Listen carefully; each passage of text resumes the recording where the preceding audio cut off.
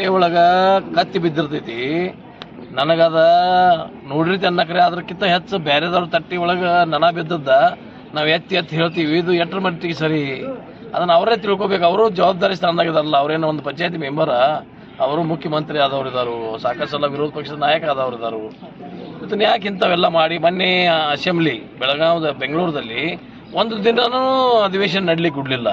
ಈ ರಾಜ್ಯದ ಸಮಸ್ಯೆಗಳ ನೂರಾರು ಸಾವಿರಾರು ಸಮಸ್ಯೆಗಳಿದಾವೆ. ನೀರಾವರಿ ಯೋಜನೆಗಳಾಗಬೇಕು, ಬರ ಬಿದ್ದಿದೆ. ನಿನ್ನೆಲ್ಲಿ ಮುಖ್ಯಮಂತ್ರಿಯವರು ಜುಗುಳದಲ್ಲಿ ಬಂದು ಬೆಳೆ ಹಾನಿಗಳಾಗಿದ್ದಾವೆ. ಎಷ್ಟೋ ಎಕರೆ ಕಬ್ಬು, ಶೇಂಗಾ, ಹುರುಳಿ, ಉದ್ದ ಎಲ್ಲ ಹಾಳಾಗಿದ್ದಾವೆ. ಅದನ್ನು ಕುಡಿಸುವಲ್ಲಿ ನೀವು ಹೆಚ್ಚಿಗೆ ಗಮನ ಕೊಡ್ರಲ್ಲೇ. ಎಷ್ಟೋ ಜನ ಜುಗುಳು, ಮಂಗಾವತಿ, ಶಾಪುರ ಮತ್ತು ರಾಯಬಾಗ್ ತಾಲೂಕದಲ್ಲಿ 4 ಹಳ್ಳಿ ಶಿಫ್ಟ್ ಆಗಬೇಕಾಗೈತಿ. ಅದನ್ನ ಯಾರೂ ಮಾತಾಡಕ್ಕೆ ತಯಾರಿಲ್ಲ. ಜನ ಸಾಯ್ತಾ ಇದ್ದಾರೆ. ಇಲ್ಲಿ ಬಸವೇಶ್ವರ ಯಾತ್ ನೀರಾವರಿ ನೀವೇ ಸ್ಟೇಟ್ಮೆಂಟ್ ತೊಗೊಂಡಿದ್ದೀರಿ, ನಿಮ್ಗೆ ಟ್ರೀಟ್ಮೆಂಟ್ ಕೊಡಿ, ನಾನು ಕೊಟ್ಟಿದ್ದೀನಿ. ಅದನ್ನು ಪ್ರಾರಂಭ ಮಾಡ್ಲಿಕ್ಕೆ ಒತ್ತಾಯ ಮಾಡಲಿಲ್ಲ. ವಿರೋಧ ಪಕ್ಷದವ್ರ ಕೆಲಸ ಅಲ್ಲದ. ಜನರಿಗೆ ಕೇವಲ ಆಡಳಿತ ಪಕ್ಷದವ್ರು ಅಷ್ಟೇ ತೆಗೆದೇನು ಅದನ್ನು ಅಭಿವೃದ್ಧಿ ಮಾಡೋದು.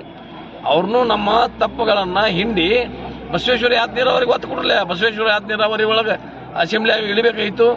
65,000 ಎಕರೆ ಜಮೀನುಗಳಿಗೆ ನೀರು ಕುಡಿದೈತಿ. ಅದನ್ನ ನಮ್ಮ ಶಾಸಕರು ಒಂದು ವರ್ಷದಿಂದ ಹೇಳಕದಾರು. ಅದನ್ನ ಯಾಕೆ ವಿಳಂಬ ಮಾಡ್ತಿದ್ದೀರ ಅಂತ ಕೇಳುವಂಥದ್ದು ಯಾರಾದ್ರೂ ವಿರೋಧ ಪಕ್ಷದವ್ರು ಕೇಳಿದಾರ? ಅದನ್ನ ಯಾರು ಮಾಡ್ತಾರೆ? ನೀರಾವರಿ ಯೋಜನೆಗಳ ಜನ ಬರಗಾಲ ಬಿತ್ತು. ಬರಗಾಲದಲ್ಲಿ ಎಷ್ಟು ನೀವು ತೊಂದರೆ ಅನುಭವಿಸಿದ್ರಿ?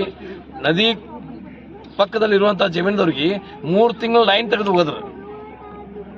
ಅವರ ಹೊಳೆಯಾಗ ನೀರಿದ್ದು ಖರೆ ಕುಡಿ ನೀರು ಸಲುವಾಗೈತೆ. ಕುಡಿ ನೀರು ಅದು ದನಗಳು ಕುಡ್ಲಿಕ್ಕೂ ಬರ್ತಿರ್ಲಿಲ್ಲ ಅವು ನೀರು.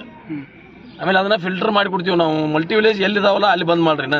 ಎಲ್ಲಿ ಮಲ್ಟಿ ವಿಲೇಜ್ ಇಲ್ಲ ಅಲ್ಲಿ ನಮಗೆ ಜನ ಅಲ್ಲಿ ಬೆಳೀತಿದ್ರು. ಬೆಳೆ ಒಂದು ಸ್ವಲ್ಪ ಬೆಳೆ ದಿಂಡಿ ಇದ್ದು ಬೆಳೆಗಳ ಬೇಸಿಗೆಯಲ್ಲಿ ನೀರು ಇಲ್ದ ಕಾಯ್ಬಾದು. ಈ ಹೊಳಿ ಬಂದು ಅದು ಅವ್ರು ಹೆಂಗೆ ಬದುಕವ್ರ? ಈ ಬರಗಾಲದಿಂದ ಇದ್ದವರು ಏನೇನೋ ನಾವು ಮೊನ್ನೆ ನೀರು ಕೊಟ್ಟಿವು. ಏನು ಕೊಟ್ಟಿವಿ ಅವ್ರಿಗೆ? ಏನು ಕೊಟ್ಟಿವು? ಅನ್ನ ಕೊಟ್ಟಿವು? ಕೊಡ್ಲಿಲ್ಲ. ಅದನ್ನ ಯಾರು ವಿರೋಧ ಪಕ್ಷದವ್ರು ಯಾಕೆ ಕೇಳ್ತಾ ಇಲ್ಲ? ನುಸ್ತ ನೀರು ಕೊಟ್ಟರೆ ಬದುಕ್ತಾರೆ ಏನ್ರಿ ಜನ? ಈ